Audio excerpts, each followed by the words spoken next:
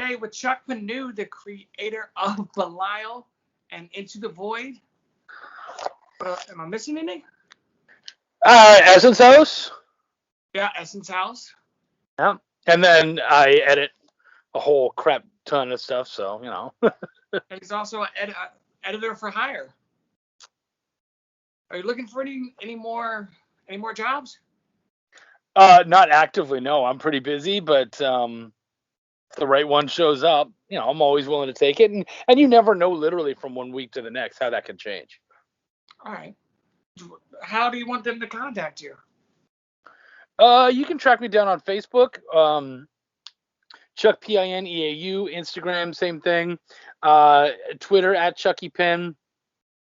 You can find me on any of my socials. Okay. Yeah. When does Belial 2 drop? It's dropped. I got it all here. The Kickstarter already came and went and happened, and now you can either basically again track us down on Facebook and whatnot, and we can get you guys some copies. All right. Into the Void 2.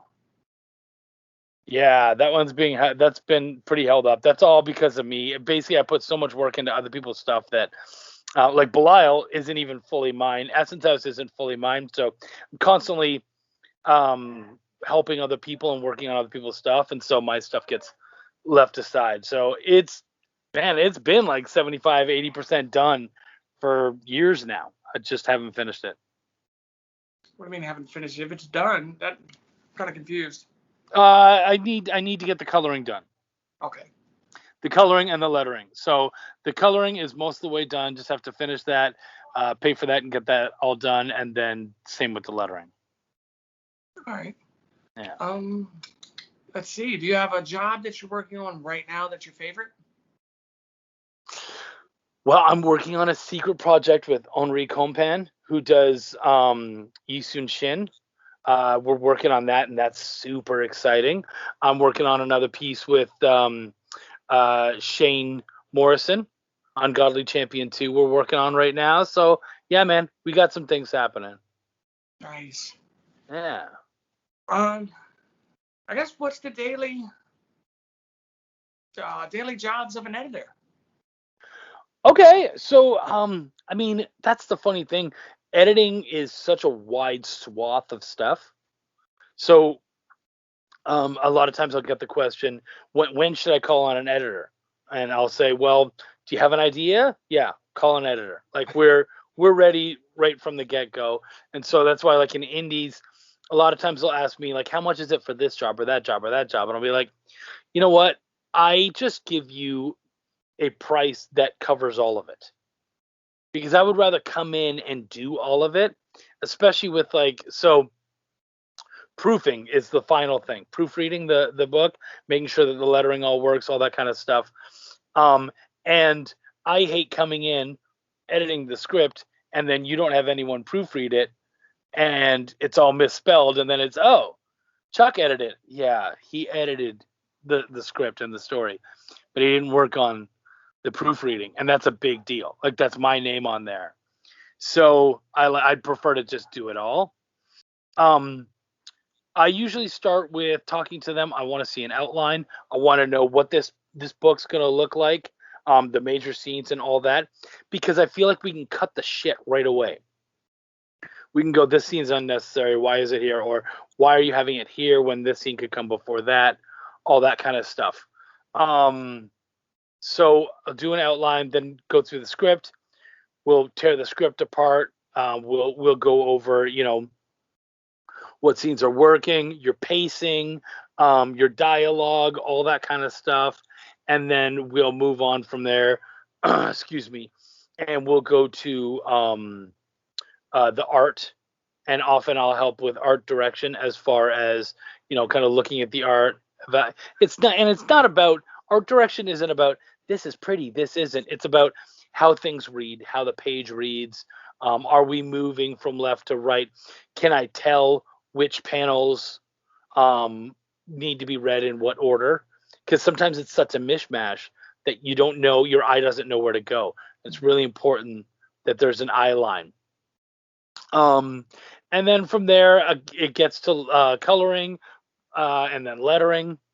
And with lettering, it's, the bubble. Do the bubbles look right? Are they pointed at the right thing? Are they covering something that's important?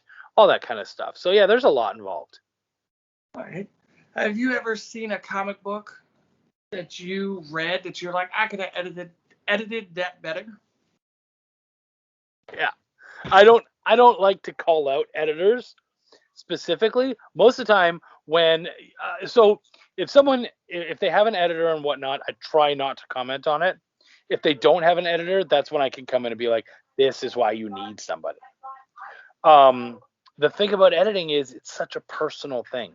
You know what I mean? Like, there are industry standards and whatnot, but then there's a lot of calls that are a little more personal. And there's so much stuff to talk about and look at in order to make something work. So for me, my mission is always to make their book the best version of itself that I can.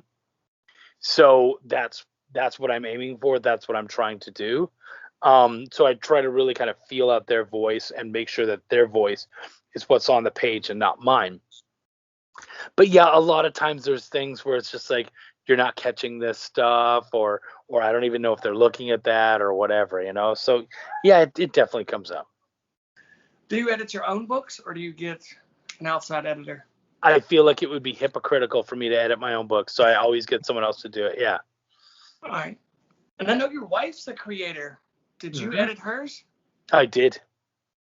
Nice. Yeah, and that wasn't too bad. She's really good about. She knows that I've done my paces and that I know what I'm talking about. So it's not a fight. You know what I mean? And so I'll tell her, like, man, baby, this is not working. Why isn't it working? Okay, cool. Well, let's go over it. And so she, it's usually not a fight. She respects my opinion and knows that I've been in here and I've done this stuff and I know what I'm talking about. And so yeah, man, it works pretty well. Is your wife's book out into the world yet? No, she's been having a lot of issues with kind of getting her artists are all fairly bogged down, so she's having a hard time with that. But the scripts for 1 and 2 are done. The art for 1 is, I think she's got like 3/4 of the pencils and inks done. So now we're kind of working on colors and then getting lettering started and stuff. So we're hoping to have it out before the end of the year. Okay. She does, though. She has a piece, a 4-page piece, and I believe you guys printed it. She has a 4-page piece in the collective. All right. Cat Dad and Supermom. Are we gonna see it? Are we gonna see it issue 2? We are seeing an issue 2. Issue 2's pretty much done. I actually went through and did some proofing. So I believe actually right now they have another Kickstarter going on, and then once that's kind of been dealt with and whatnot, we should be seeing Cat Dad probably, I would bet, in the next month or 2. Is that going to go through Scout or? I think that's the aim, is to get it through Scoot. Yeah. That's Scoot. But with every, well, I mean, Scout, it's an imprint, so it's still Scout. But I think with anything, they're going to look it over first and make sure that they're happy with all the decisions that we made. So yeah, okay. I feel confident that they'll enjoy it, but you never know. Well, what adventures is Cat Dad and Supermom 2 going to take us on? Cat Dad and Supermom 2 is mostly at a comic convention. And it's actually about, the first one was about anti-bullying. The second one is more about understanding the idea of celebrity. And so basically, Jax has a favorite superhero, and he meets the actor who plays his favorite superhero, only to find out that person isn't a very good person. And so he has to come to grips with that and sort of understand the reality of that. Yes. Yeah. That's an awesome story to tell. Yeah, thank you. Because there's a lot of celebrity worshiping going on today. And at the end of the day, it really should be about the story and what the character is trying to say and all that kind of stuff more than the celebrity. All right. Let's see. Let's see what we can talk about, Chuck.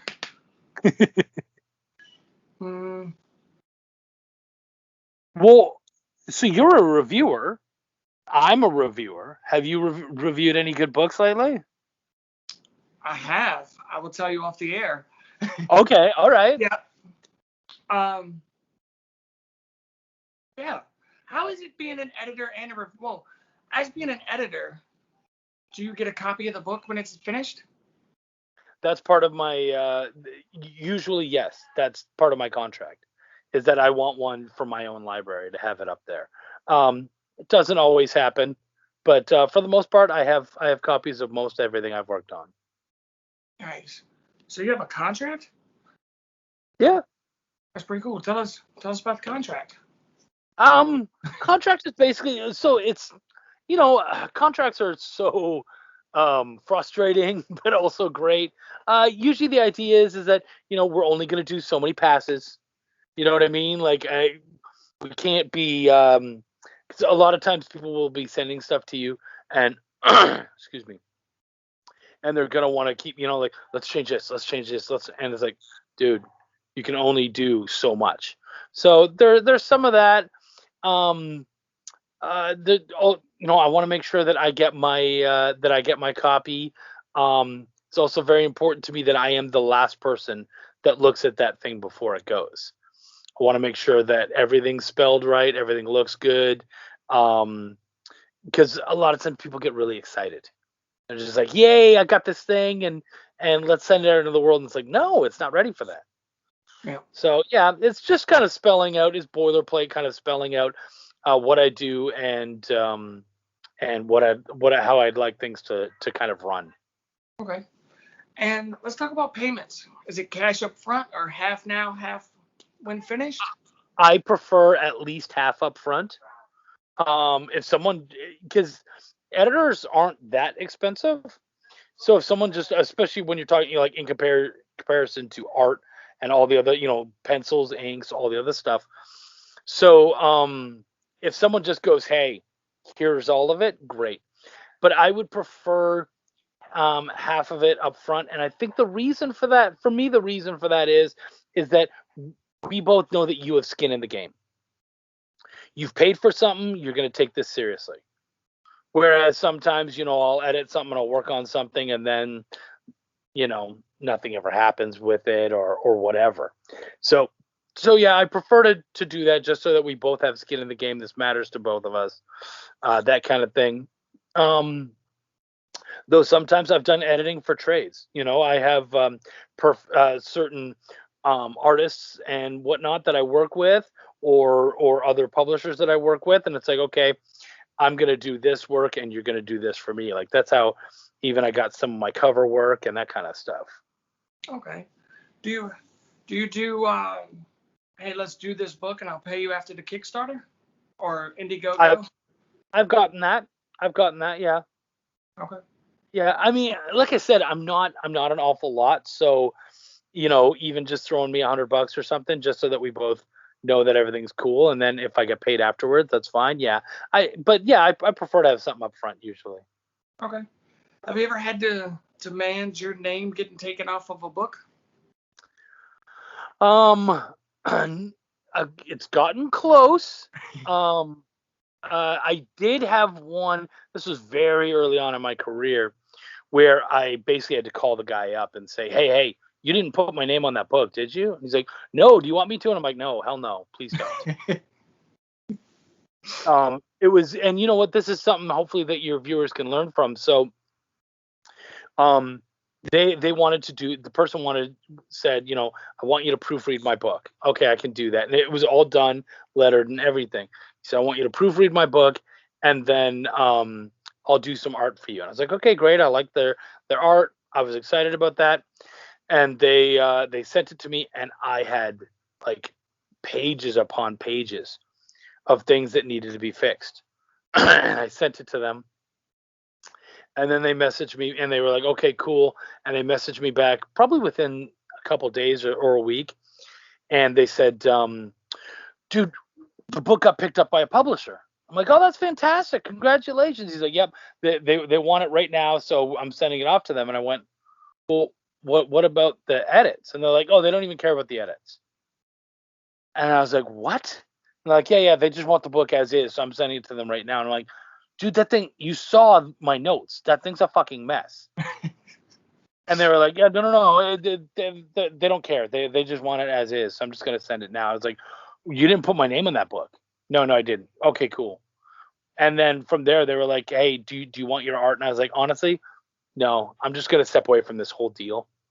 I'm not worried about the art. I'm not worried about anything. Because to me, my thought was, you're not taking yourself seriously.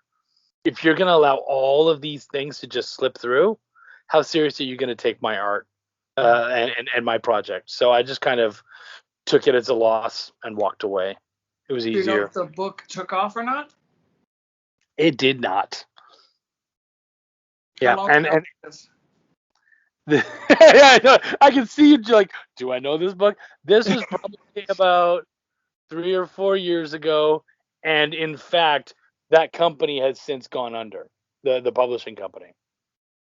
Well, what can you tell us what book it is? Nope. Okay. We can talk off the air, but yeah, no. Right. Here I can't do that. No.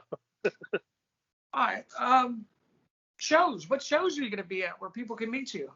Great. Okay, cool. So I just did Comicpalooza in Houston last weekend. That was amazing. Such a good show.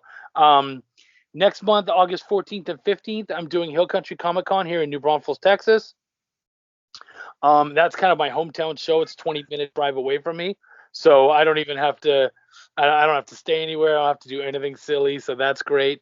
Then the month after that, in September, we're going to Fan Expo Dallas. Wendy and I are going to be there, along with my boy Doug Brown, who shares a table with me often, or we share tables together. We're going to be in Fan Expo Dallas. That's the big one. And we're going to be there, and that's going to be amazing. I'm so excited for that show.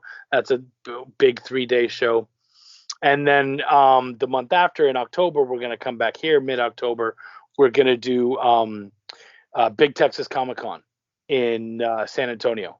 And that one's going to be another really cool one. I think that's a 2 or 3 day one. And because it's in San Antonio, again, it's like an hour drive, so I can stay at home. I don't have to worry about anything. All right. And next time you come to Florida, you got to announce it a little bit bigger. What do you? I was telling everybody. Danny was mentioning my name. Like, yeah, man, we tried to go big. Yeah, I heard about it at the last minute. That's social media, man. We tried to push it, but yeah, and you know what? Next time I will personally let you know. I'm coming to Florida. Let's hook something up. All right. Yeah. And I got probably like close to a short box for you to sign. You do. I made an announcement, and this is something just so everyone's aware. If you come to a show that I'm at and you have something that I've worked on for me to sign, I'll give you a gift. All right. So you come to my table, I'll sign whatever. I'll sign your short box. Like, I'll sign whatever you've got, and I'll have a gift there waiting for you. Okay. Do you have any shout outs or anything you want to say to the people before we go, Chuck? Oh, man. You know what? Yeah, I'm working on so many great things. Actually, one of the other things that I'm working on right now is Cthulhu Invades Wonderland. We did Cthulhu Invades Oz last year. It was a massive success. That thing is selling. It sold so well at my first convention that I had to contact Travis and say, buddy, I might have to buy some more copies because holy crap, dude, it just went way too well, and it's making too much money at my table for me to not do that. So yeah, I'm excited for the next one for Wonderland. And when I told people that we were doing Wonderland, they were super stoked too. So yeah, man, it's going to be good. I'm working with the amazing art team of Chris Mad and Shauna Mad for my main piece. And then I have some other pieces that are going to be in there too. So it's just, the whole thing is going to be killer. It's going to be such a good book. So mad love goes out to Travis Gibb. Mad love goes out to my boys, Bobby Gregory and Raheel, working on Cat Dad and Supermom, and then pushing Belial like mad. All right. Yeah. Well, thank you, Chuck. It's always a pleasure. I love being on the show, dude. I do. All right. Thank you, Chuck. What? You mean you haven't subscribed to Comicchatauthority? Oh, come on. Subscribe already. What are you waiting for? It's no big deal. Like, man, don't forget to tell him to hit that like button. Yeah, that too. Just subscribe.